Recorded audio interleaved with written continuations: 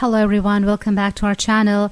The missing tourist submersible, which had 5 persons on board, including British millionaire Hamish Harding, is said to have last pinged when it was immediately over the Titanic, where it was headed as part of their £195,000 per person tour of the 1912 Wreckage, the sub owned and managed by OceanGate transporting a crew of 5 persons, including business CEO Stockton Rush, French explorer P.H. Naglet, and Harding, 12,500 feet underwater.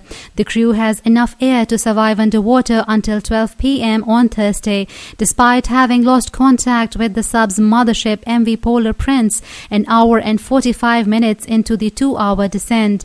The team launched on Sunday about 4 p.m.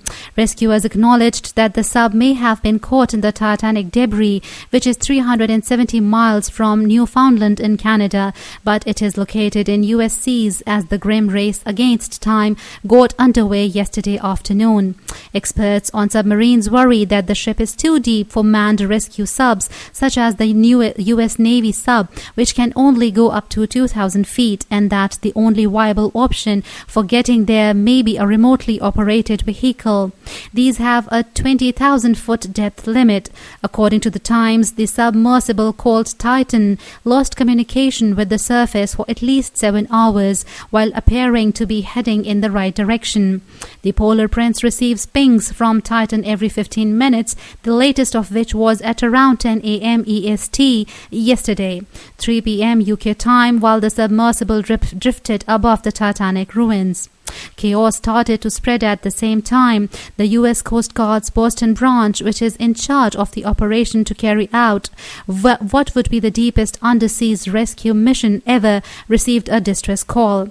Rear Admiral John W. Morgan stated during a new conference on Monday that the U.S. Coast Guard is working as hard as possible to discover it while lives are at risk, with only 96 hours of air remaining amongst the 5 crew members until Thursday.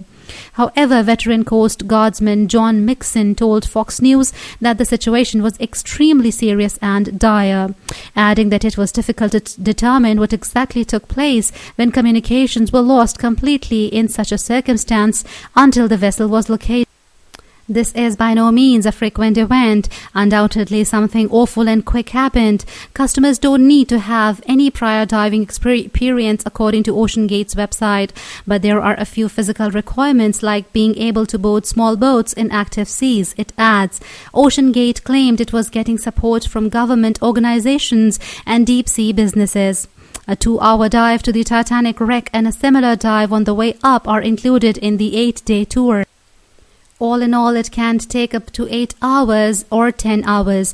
Officials are planning to send a remotely operated vehicle ROV that can descend to a depth of 20,000 feet to the location as soon as possible, according to David Concannon, an advisor to OceanGate who had originally expected to participate on the trip.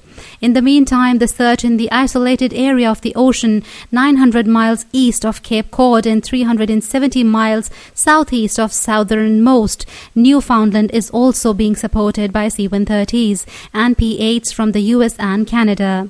Commercial ships assisting in the rescue effort also have access to sonar bios reach at a depth of 13,000 feet, according to the Coast Guard.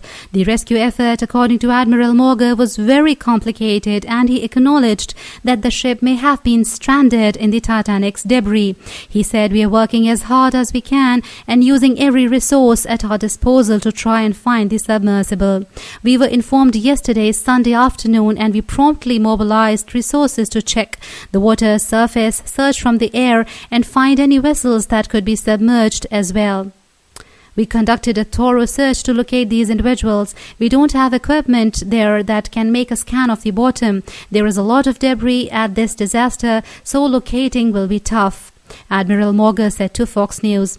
If that were the case, the Coast Guard would not be able to access it. At this time, we lack the capability. We're concentrating on attempting to find it right now.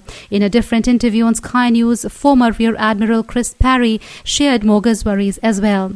That's all till now for this information. Stay tuned for further updates.